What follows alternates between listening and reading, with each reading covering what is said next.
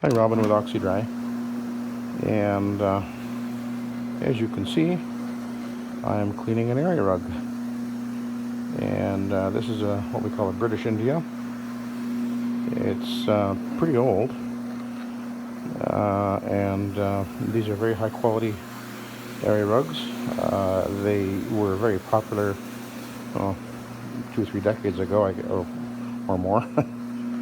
I used to run into these a lot when I was in Victoria cleaning, and since moving to the Okanagan, I don't run into them very often.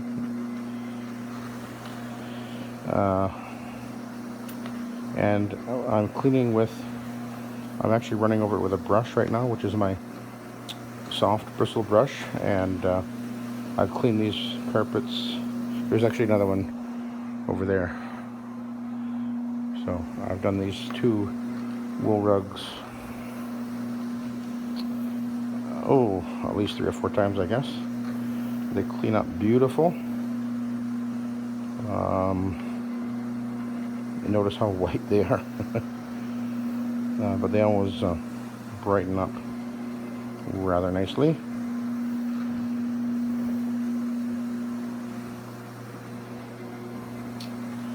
And I saw a video.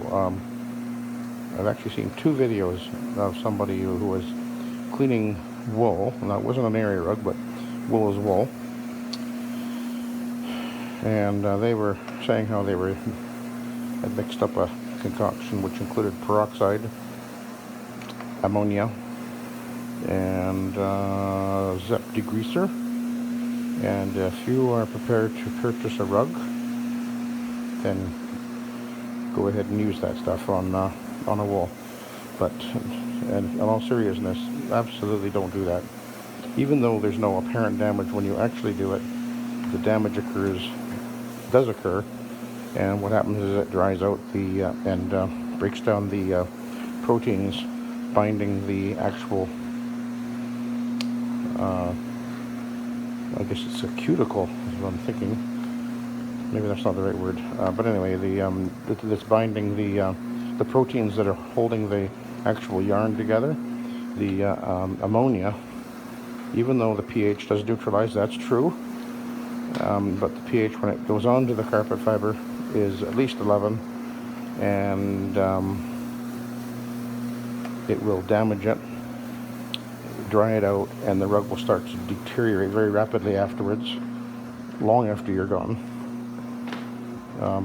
The peroxide is very unwise to put on the area rug or wool of any sort. In certain instances you could use maybe 3%, but be very, very careful, and I would absolutely not recommend doing it ever on a rug like this. This rug could be worth $5,000, $10,000. I don't know what it's worth, but it could be.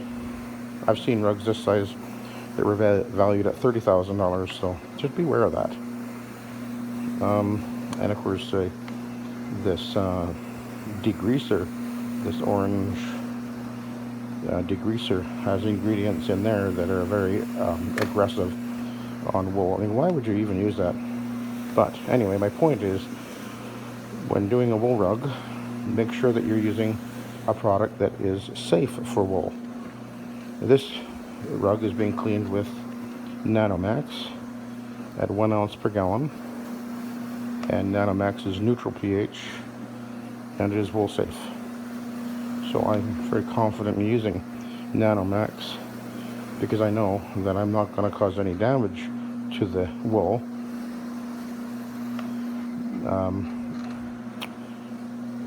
And that is obviously your greatest priority when you're going to be doing a rug like this. You need to understand what you're doing.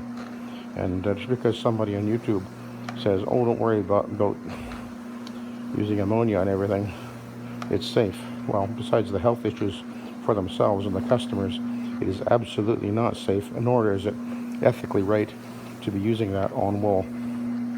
So don't listen to somebody who's telling you that. They're leading you astray and could cause you an awful lot of grief. Don't go there. So what I'm going to do now, after I've been giving it a good little scrub with the soft bristle brush, which I'll show you. See, it's actually pretty soft. That's all I need. I'll get rid of that and put it out the door.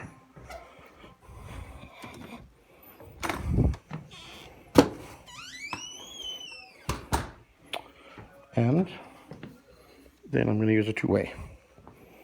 I usually use a Tuway on wool area rugs because, well, they work just fine, usually. And they do slide very easily on the wool. In other words, they don't bind or have that friction effect. And although wool is actually very resilient, that's one of the things I've learned over the years, is that the Tuway is a great tool in these instances, and it'll give the wool a really nice polish, as it were. And it's just, I don't know if you can tell on the video, but the carpet is just becoming vibrant and alive now. It wasn't really bad looking because I was here, I think, just over a year ago, but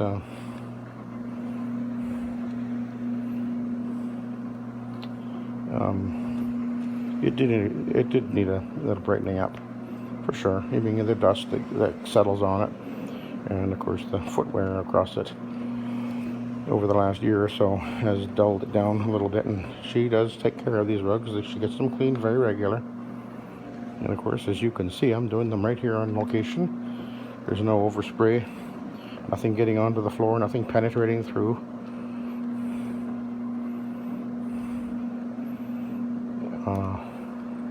She just doesn't allow them to get very soiled at all, which is wise.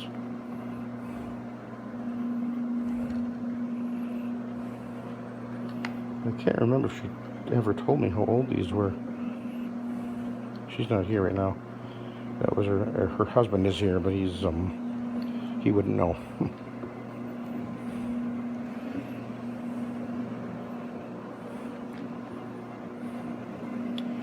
So I'm almost done. And by the way, just so you know, when you're doing wool, remember that wool absorbs moisture like crazy. So you actually can apply more solution as you're cleaning a wool, because it absorbs so readily into the fiber. I mean, don't go crazy or anything, but just bear that in mind. Now, I won't actually clean the fringe, although I'm actually able to get a little bit there with the pad. If I do the fringe, what I'll do is I'll clean them with Haitian cotton, and that usually works pretty well. But fringes don't clean well no matter what you do anyway, so but Haitian is a good and safe thing to use, because if you get them wet, you can have them yellow, so you don't want that. That's a bad idea for sure. So I'm done with that.